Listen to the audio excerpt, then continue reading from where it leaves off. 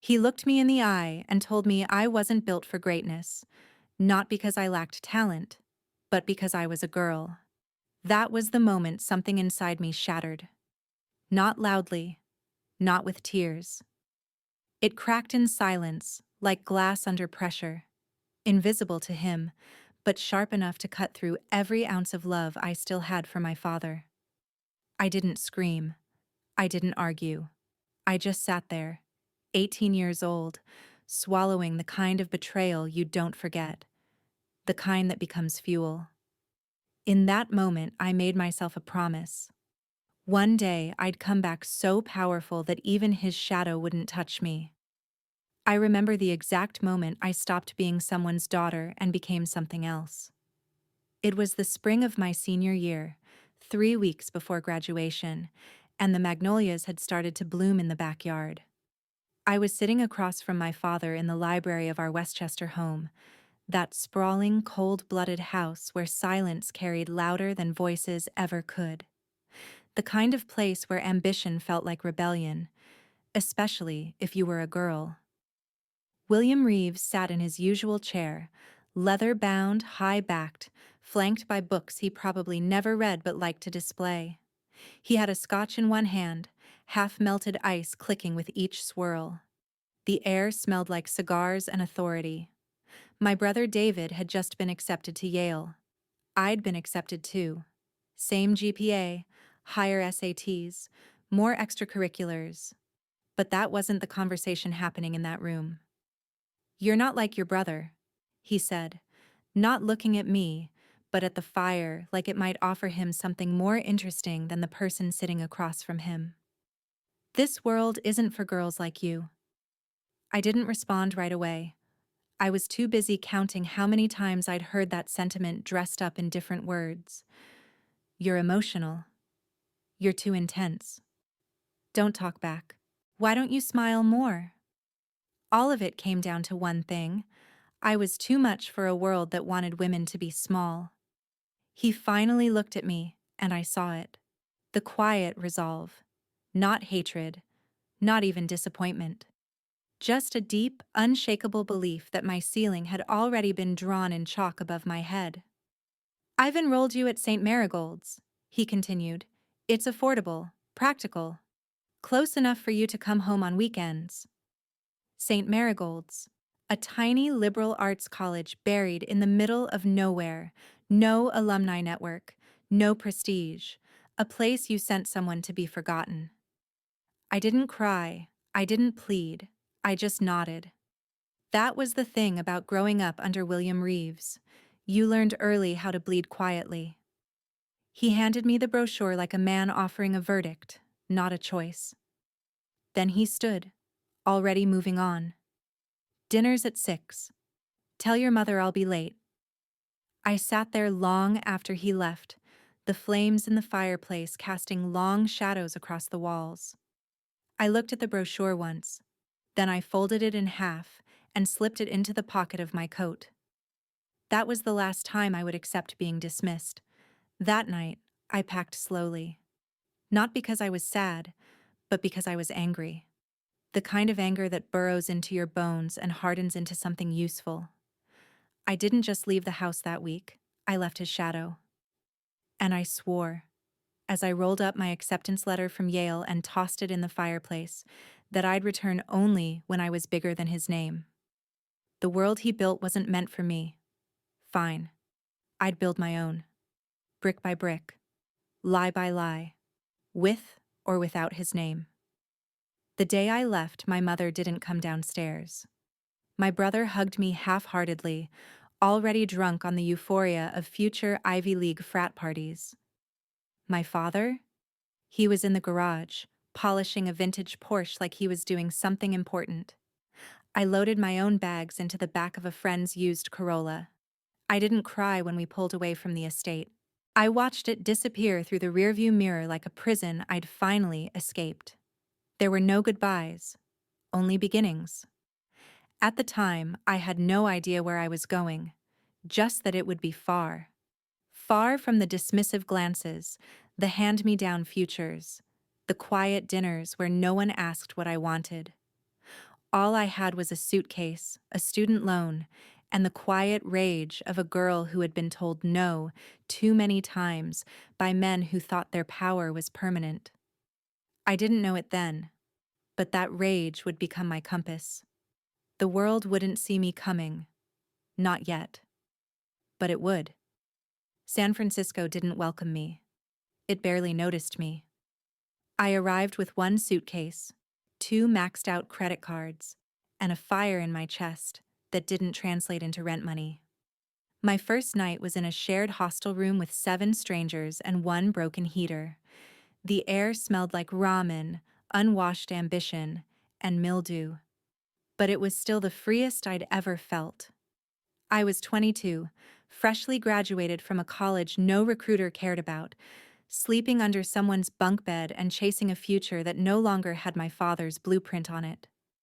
Every morning, I stood in line at a corner cafe, not for the coffee, though their burnt $3 pour-over was the only hot thing I could afford, but for the Wi-Fi. I'd sit for hours with that one cup, hunched over a refurbished laptop, cold fingers tapping out internship applications and networking emails that went mostly unanswered. The first job that stuck was at a venture capital firm. Unpaid, of course. The office sat on the 19th floor of a sleek glass building that pretended to be friendly with beanbags and kombucha, but every hallway reeked of hunger, the kind that eats its own. Officially, I was an intern. Unofficially, I was invisible. No one said my name for the first 6 weeks.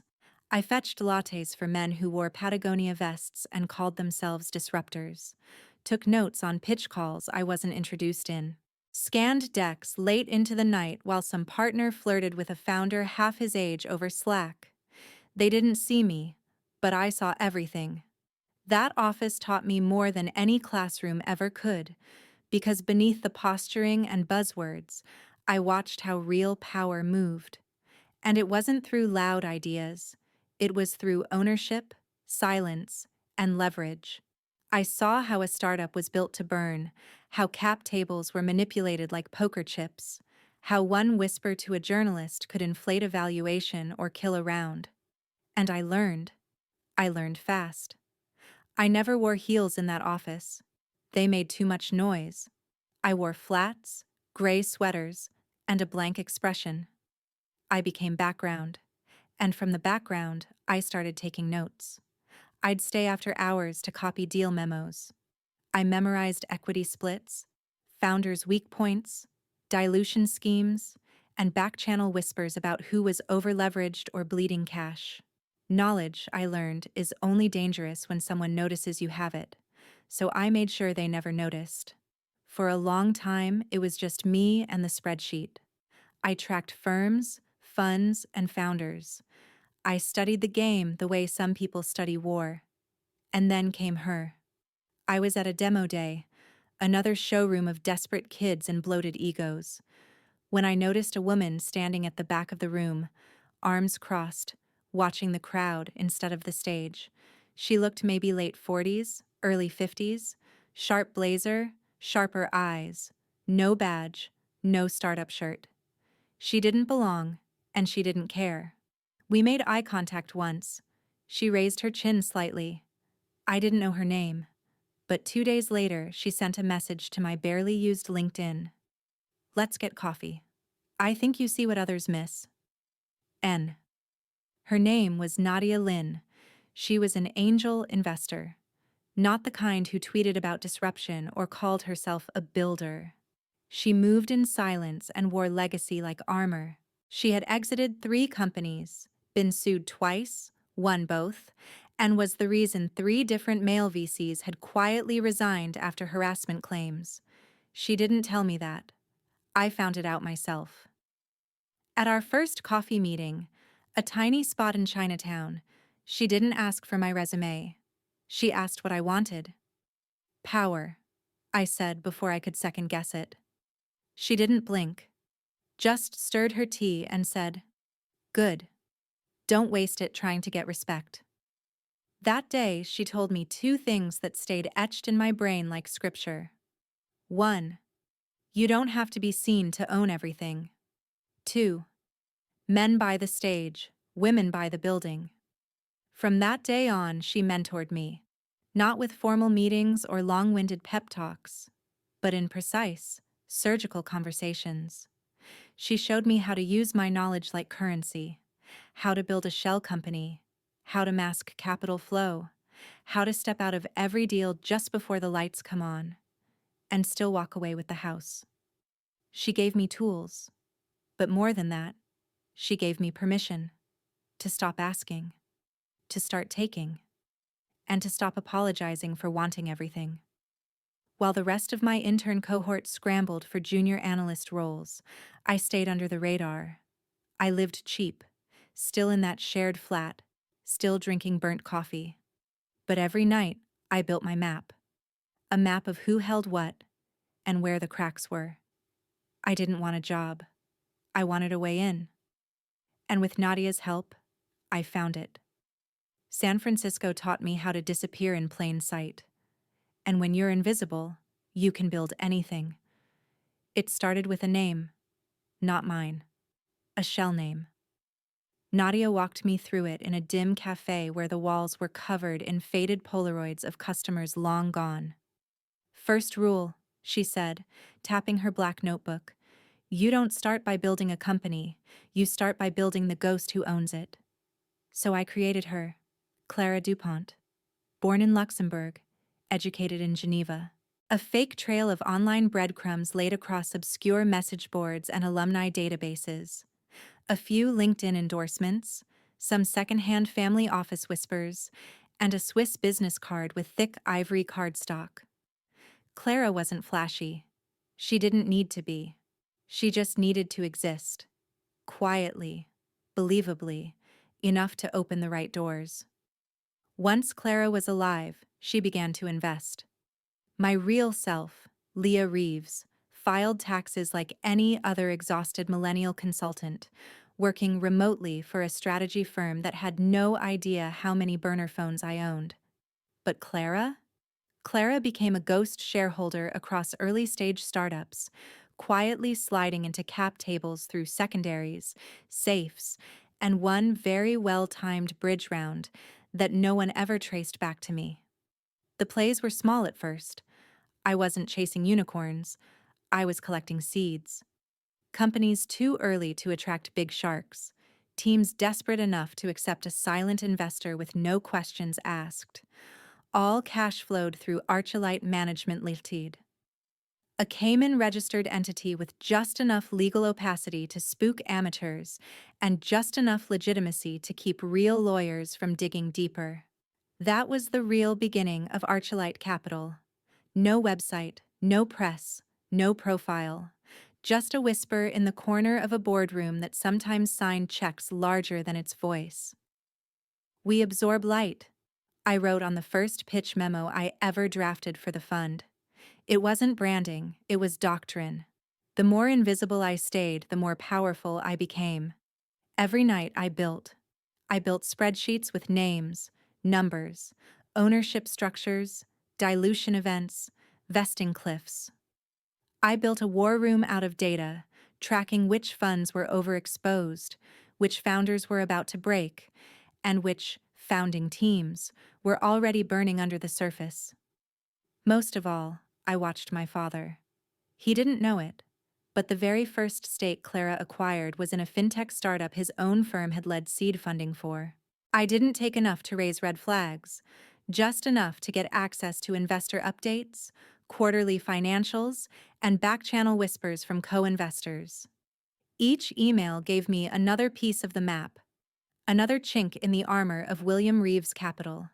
He still thought in empires. I was thinking in shadows. By 24, I was managing 3 entities. By 25, 7. All legally distinct, all feeding into Archilite. A few with Delaware core to throw off suspicion, a couple in Estonia just to keep things spicy. Nadia introduced me to a compliance lawyer in London who built funds for Eastern European oligarchs. He never asked my real name. I never gave it. And still, I stayed invisible. While other girls my age were getting head of growth titles at startups they didn't own, I was ghostwriting board resolutions, sitting quietly at pitch dinners, letting men with square jaws and venture vests talk over me. They thought I was someone's assistant, a note taker, a curiosity. Good. Let them underestimate me. It made everything easier.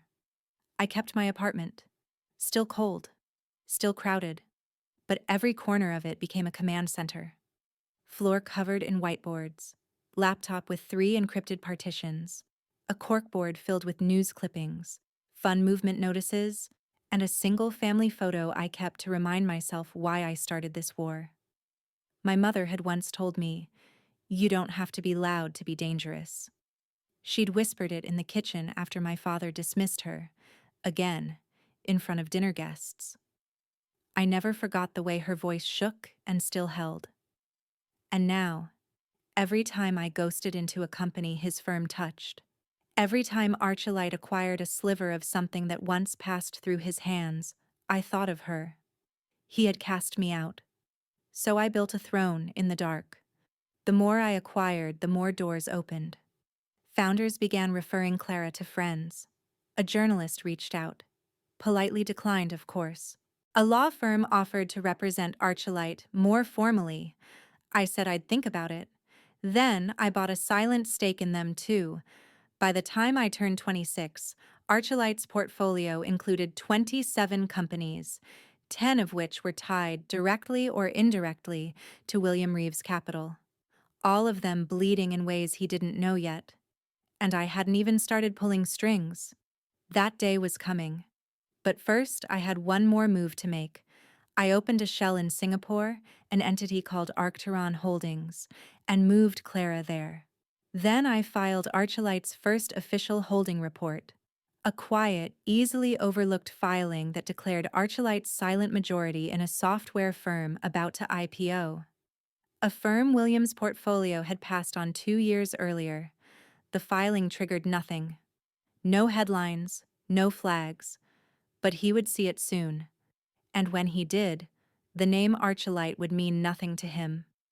But it would be the first drop of rain before the storm. The first time I saw my father's face on national news again, I was in a WeWork phone booth, halfway through negotiating a convertible note with a founder who kept calling me, ma'am. The audio was on mute, but I didn't need volume. I could read the arrogance in his eyes like scripture. Same navy suit, same clenched jaw, same tired belief that his world would never fall. The chyron at the bottom read, William Reeves on the next generation of venture capital. I ended the call. Politely. I even wished the founder good luck. Then I turned the volume up and listened. He was being interviewed at some financial summit in New York. All glass walls and stage lighting, like ambition was something to be sold by the yard. The host, all smiles and polished shoes, asked him, "What do you think about the rise of these new Gen Z-led funds, especially those championing diversity?" My father gave a chuckle. Not the kind that invited warmth, the kind that bared teeth. "This new generation," he said, "they want applause for existing. If my daughter had real talent, she'd be working for me." He said it with a shrug, like it didn't matter, like I didn't matter. I didn't flinch. Not then. I didn't scream. I didn't throw anything. I just watched. Every second. Every smug glance. Every syllable dipped in condescension. And when the clip hit Twitter 20 minutes later, I didn't even need to share it. The world did that for me. It went viral. Overnight. Not because of me, because the world had changed, and men like him hadn't noticed. Thousands of comments, threads, think pieces. Some called it tone deaf. Some called it sexist. Others called it Tuesday. But the fire was lit, and it wasn't going out. And I just saved the clip, downloaded it, archived it 3 different ways, labeled the file strike point. Because that wasn't a soundbite, that was a green light. The next morning, Nadia called. "He handed you the blade," she said. "Now decide how deep you want to cut." I already knew. For months, I'd been studying one of his oldest partners, Huxley and Frayne, a mid-tier fund with just enough assets under management to be useful and just enough internal dysfunction to be dangerous. They were bleeding money from a failed SPAC deal. Their leadership was fractured. And most importantly, their portfolio overlapped with my father's in 5 key companies. I knew where to press. I knew who owed whom. I knew which employee had filed an internal complaint about expense abuse that had been quietly buried. I knew everything, but I didn't need to destroy them. I needed to own them. So Archulite, not directly of course, orchestrated a reverse takeover. A small holding group out of Singapore offered a rescue acquisition, promising to absorb Huxley and Frayne's debt and provide strategic stabilization. On paper, it looked like mercy. Behind the curtain, it was me. And when the ink dried and the board signed off on the merger to avoid collapse, I let the CEO file a quiet fraud complaint against William Reeves Capital. Just enough to trigger a regulatory headache. Just enough to get his name whispered in the wrong rooms. It wouldn't destroy him. Not yet. But it would bleed him. And in this world, slow bleeding is worse than a single fatal blow. He made no public statement. Of course not. He was too old school for Twitter, too proud for denial. But behind closed doors, he was calling lawyers, trying to untangle a mess that didn't have a name, because Archulite still didn't exist. Not to him. He thought he was being attacked by shadows. He was. I watched the chaos unfold from my tiny apartment, the same cracked floorboards and thrift store desk I started with. Coffee in one hand, tablet in the other. The world was finally starting to tilt. That night, I got an email. No subject. No sender name. The body said, "He's looking for you." I didn't reply. Just deleted it. Let him look. Let him search every directory, every network, every fund index. He wouldn't find me. Not yet. But I was coming. He taught me the rules by breaking them. That was the thing about William Reeves. He raised us on discipline and strategy, on spreadsheets and schedules, on dinner at exactly 7 and silence, unless you had something of value to say. But the truth is, he never played fair. Not when it mattered. I watched him smile across mahogany tables, toast to partnerships, then strip a man's equity bare by Monday morning. I learned predation by watching his hands. Steady, clean, always moving the blade before anyone else saw the wound. So when it was my turn, I didn't flinch. I'd spent months studying a partner firm in his network, Caro and Vale, a mid-size investment shop that looked healthy on paper but was already rotting at the core. They'd over-leveraged themselves in real estate tech, doubled down on a failing AI startup, and used internal accounting tricks to hide losses. The cracks were widening. They just didn't know it yet. William's firm had a 17% stake. Passive, but enough to matter. Archulite moved in quietly, under a new face, a Delaware-based LLC with a male frontman I hired specifically for his ability to look credible in boat shoes and arrogance. He pitched Caro and Vale on a merger, a rescue, really. Strategic alignment, operational synergy, all the right buzzwords. Behind the scenes, I was orchestrating everything. We bought a controlling interest through secondary shares and debt assumption. The merger was approved. 2 weeks later, I leaked the first report. Not publicly, not yet. Just a whisper to an analyst at a competing firm. A concern about Caro's accounting. A tip that led to questions. The questions led to audits. The audits uncovered fraud. And when the dust began to rise, the board turned inward. Legal teams circled. Someone had to take the fall.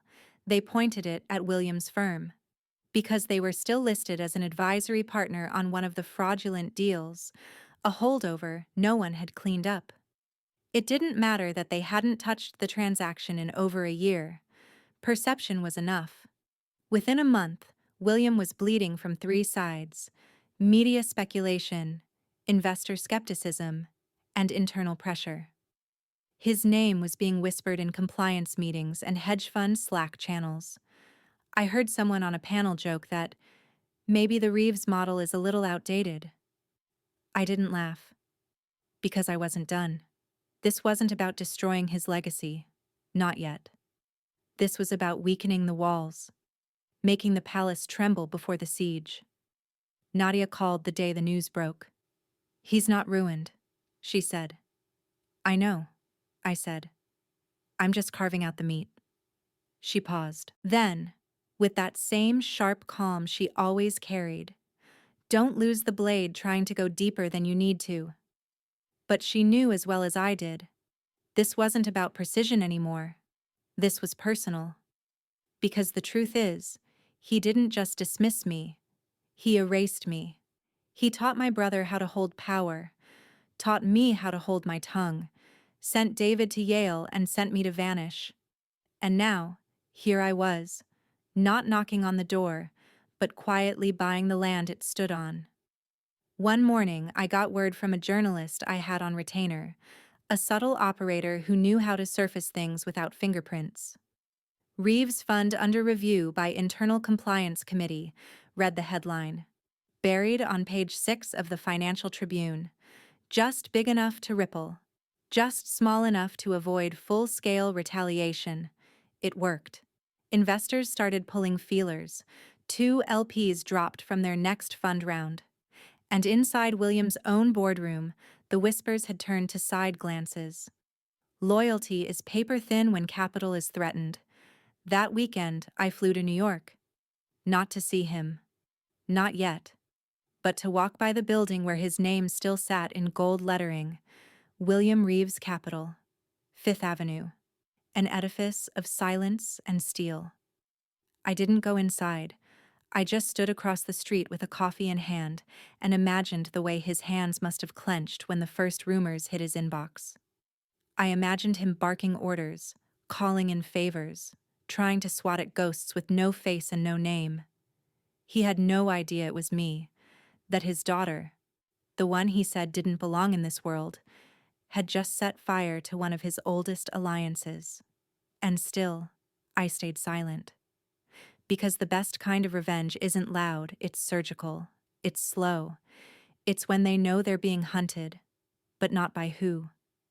And when I finally do step into his view, I want him to know one thing. He taught me how to cut. I just got better at it. It was the first time I let the world see my face. Until then, Archulite had been a shadow. Clara DuPont was a rumor. The Delaware LLCs were ghosts with perfect paperwork. My fingerprints were clean, my name untraceable, and William Reeves had no idea who was behind the bruises spreading across his empire. But the moment his firm announced downsizing, and his name quietly disappeared from the keynote lineup of a tech conference he'd sponsored for 12 years, I knew it was time. I booked the interview with the Wall Street Journal myself. No PR agent, no press packet, just a short email. "If you want the real story behind Archlight, I'll give you 1 hour. Leah Reeves." It took 7 minutes for them to reply. We met in a nondescript office in Midtown, rented by the hour. I wore black. No logos, no flash, just clean lines and calm confidence. The reporter was younger than I expected. Smart eyes, worn shoes, the kind who still believed journalism was supposed to bite. "Before we start," he asked, adjusting the mic. "Why now?" "Because silence is useful," I said. "Until it's not." We talked for 47 minutes. I gave him the broad strokes. Archulite's structure, the philosophy, the strategy. I didn't give him names, just patterns. I described our early-stage thesis, our shadow investment model, our ability to move capital where others only saw smoke. Then, at the very end, I dropped the match. "We own controlling interest in 8 companies previously held by William Reeves Capital," I said. "One of them is headquartered in the building they used to own." He blinked. "Wait, William Reeves as in—" "Yes." There was a pause. Are you related to? He's my father, I said. That's off the record. It wasn't. I knew it wouldn't be. I said it so he'd feel the weight of it. When the piece came out 4 days later, my name was the headline. The daughter behind Archulite, Leah Reeves, steps out of the shadows. It hit harder than I expected, not because of what was written, though it was sharp, brutal, fair, but because of the photo. They ran it full page. Me, standing in front of a building with Archulite in minimalist gold lettering above the glass doors. The same building William Reeves once owned, the same office where he once held court. He saw it. I know he did. Because 2 hours after the story dropped, someone from his firm tried to call. Blocked number. No voicemail. I didn't answer. Instead, I walked down 23rd Street in a light coat and watched the world react. Twitter lit up. Finance forums exploded. LinkedIn sent me over 2,000 connection requests in 1 hour. Some people cheered. Others speculated. One comment stuck with me. She didn't beat him at his game. She built a new one under his feet. Exactly. I didn't want his seat at the table. I wanted the floor to collapse. By the next day, Archulite had 3 new funding inquiries. 2 founders I'd ghosted in year 1 begged for meetings. A Fortune 500 CFO followed me on Instagram. But I wasn't chasing press. The real satisfaction came from one detail. On page 7 of the article, buried deep, nearly invisible, was a caption under the photo. Leah Reeves stands in front of Archulite's New York headquarters, located at 515 Madison Avenue, formerly the offices of William Reeves Capital. I didn't have to say a word. The address said everything. That night, I sat in my apartment, the same one I'd lived in when I could barely afford coffee, and scrolled through the coverage. I wasn't celebrating. I wasn't even smiling. I was remembering. The fire. The silence. That room in Westchester where he told me the world wasn't for girls like me. Where he looked past me and saw nothing worth betting on. He wanted to raise a legacy. I became a reckoning. And for the first time since I started this journey, I wasn't invisible anymore. I was the one absorbing light. The message came 3 days after the article. Simple, cold, calculated. Dinner, just you and me, tomorrow, 8 p.m., Cipriani. No greeting, no signature. But I knew who it was. William Reeves didn't need to sign his name. His messages always landed like summonses, not invitations. He didn't ask. He declared. Part of me wanted to ignore it.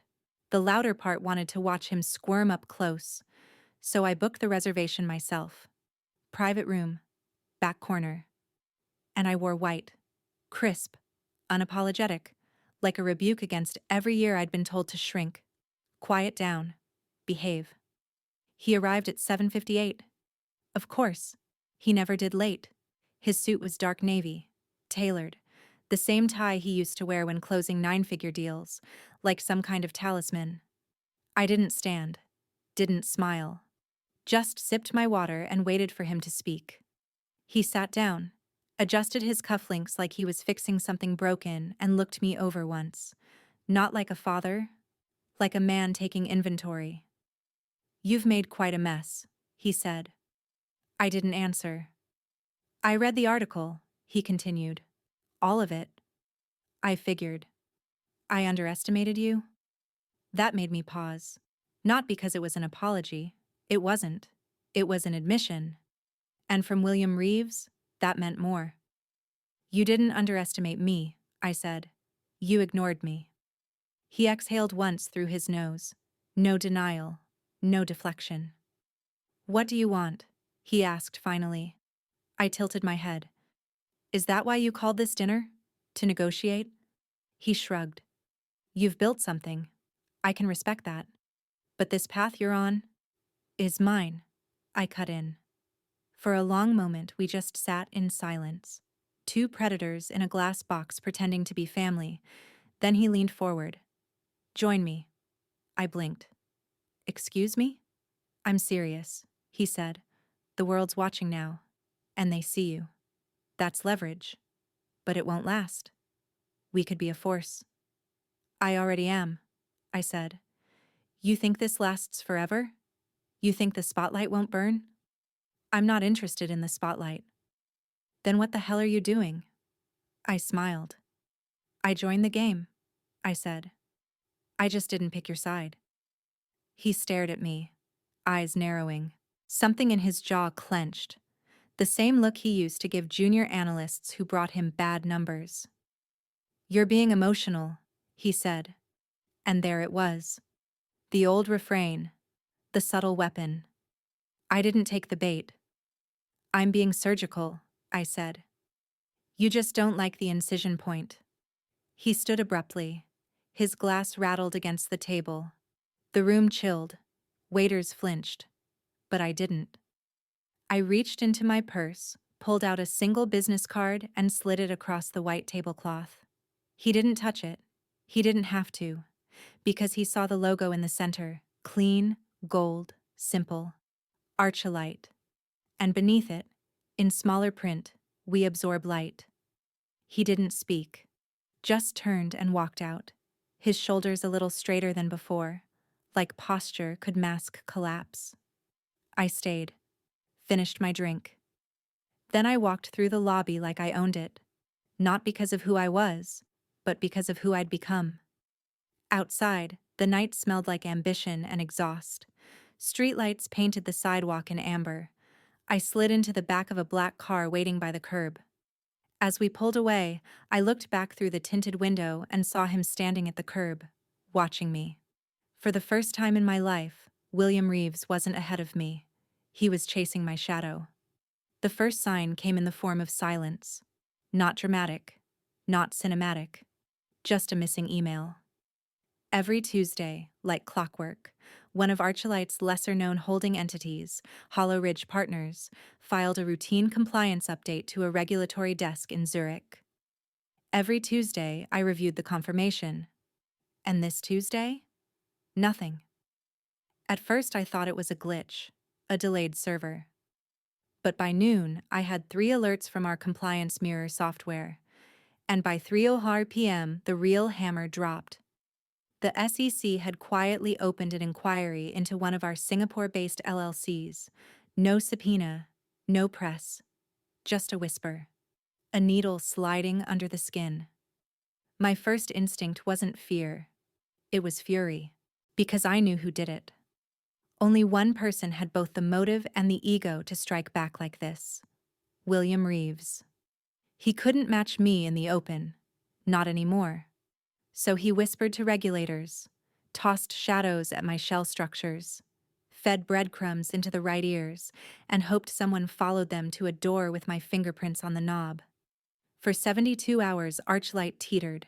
Accounts were frozen. A pending acquisition paused. Founders panicked. One journalist I'd never heard of sent a DM. Rumors swirling about Archilite's offshore holdings. Want to comment? I didn't sleep that first night. Or the next. I rerouted capital. Tripled our legal coverage. Spent 6 hours manually reviewing every damn document connected to the Singapore file. Every timestamp. Every transfer. By day 3, I had a folder so airtight it could choke a courtroom. But it wasn't me who saved Archilite. It was Nadia. She flew in without warning. Midnight flight, no luggage. Showed up at my door with a drive in her hand and a look I hadn't seen since the earliest days. Calm, focused, dangerous. I thought you said you were protected, she said. I was. Not enough. She slid the drive across my counter. These are the original shell papers. All time-stamped, notarized with jurisdictional clearance. They prove Archilite didn't violate holding protocols. And they prove you weren't even managing that LLC during the window they're looking at. I stared at her. How did you think I didn't keep copies? She wasn't asking. She turned and poured herself a drink. Something brown. Neat. Her hands were steady. This is your reminder, she said, sipping. You're not invincible. I didn't argue. Because I wasn't. I had started believing the legend, believing the myth I'd built, of the girl who rose from a cheap degree and burned an empire. I started thinking I was untouchable. William reminded me otherwise. He'd gotten close. Too close. The next morning, we submitted the drive, quietly, precisely, with just enough pressure to remind the SEC that Archulite had teeth. By Friday, the inquiry was dropped. No retractions, no apologies, just silence. But the damage had been done. Not to Archulite's reputation, to mine. I wasn't shaken because we almost lost. I was shaken because I had underestimated him. My father might have been bleeding, but he still had claws, and he would tear at anything that got too close. Even me. Especially me. That night, I walked alone along the Embarcadero, cold wind off the water, the kind that makes you feel stripped of armor. I thought about the years I'd spent hiding behind Clara DuPont, behind Archulite, behind silence. And I realized something brutal. I'd never stopped playing defense. Even with the power, even with the wins. I was still reacting, still waiting for the next strike, still looking over my shoulder. That had to change. If I was going to finish this, truly finish it, I had to stop hiding, not just from the world, from him. Because William wasn't going to stop until he made me small again, until I was manageable, invisible, erased. So I made a decision. The next move would not be quiet. It would be loud and final. Some victories taste like champagne. This one tasted like blood and ink. The fund that bore my father's name, William Reeves Capital, was finally drowning, bloated on debt, and dragging down its last loyal LPs like anchors on a sinking ship. His reputation, once ironclad, had begun to corrode publicly. Institutional trust had quietly evaporated. The flagship portfolio was hemorrhaging value, and insiders were leaking like punctured lifeboats. Still, he wouldn't fold. William Reeves didn't know how to lose. Men like him don't believe the fire can reach their floors until it's already licking their cufflinks. But I didn't come for a slow burn. I came for the buyout. We orchestrated it through a front I'd spent over a year building. Wireline Holdings, a family office based in Toronto with a clean record and enough pedigree to slide under every radar. Publicly, it looked like a play by a Canadian billionaire seeking legacy diversification. Privately, it was Archulite wearing a new mask, our final one. The bidding war was short. His firm was desperate, and the vultures circling weren't buyers. They were scavengers. William tried to hold on, tried to bluff strength he no longer had. I watched his taped investor call where he said, "We're exploring strategic realignment options." Translation: he had nothing left to sell except the walls. When Wireline made its final offer, generous, immediate, no questions, the board caved. And just like that, the kingdom he spent 3 decades building was mine. The last signature was electronic. Anticlimactic, really. Just a PDF with a line at the bottom. I clicked approve from my phone while eating lunch in a cafe. That's how easy it is to end an empire. But owning it wasn't the point. I didn't want his fund. I wanted to destroy what it stood for. Within a week, I dissolved the name. William Reeves Capital ceased to exist. The new entity, the Athena Initiative, a nonprofit built to support underrepresented women in finance and tech. We liquidated the remaining assets, took the tax shield, and used the liquidity to fund accelerator programs, mentorship networks, and early-stage grants. No PR push, no fanfare. I didn't need the applause. I needed the silence that follows when power shifts. The most poetic detail? Half of his former partners ended up reapplying, unknowingly, to work under the new banner. I watched them sign NDAs, attend onboarding webinars, pitch inclusive deal flow like it was a new religion. They had no idea who was behind the curtain. They never even asked. One afternoon, During a partner feedback call, an older exec said, "My daughter wants to be in finance. I hope someone like you mentors her." I just nodded. What was I going to say? Your daughter won't have to claw her way through the graveyard of your friends. I started working less after that. Not because I was tired, because the rage was cooling. The war had shaped me, but it couldn't sustain me. There's only so long you can live on vengeance without letting it rot you from the inside. I still monitored Archulite, still advised our core portfolio, but I wasn't chasing shadows anymore. I was making space. For other women, for other futures, for something beyond survival. Some days I'd walk by the office, just watch it. Not the name on the door, the people walking in. Young, diverse, hungry. None of them knew the building was once a monument to exclusion. Now it was a crucible for reinvention. And William? He went silent. No statements, no press, just gone. But that was his style. If he couldn't dominate the room, he'd rather vanish from it. I didn't hate him. Not anymore. He was just the first mountain I had to climb to see the horizon.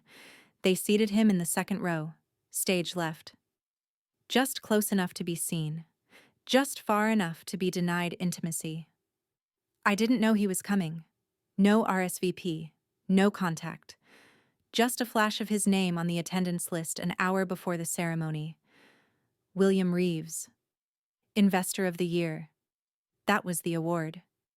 My name was etched in gold on the glass plaque waiting backstage. The ballroom was packed. 600 people in tailored suits and rented evening gowns, the kind of crowd that smelled like generational wealth and startup desperation. But I didn't walk in thinking about the applause.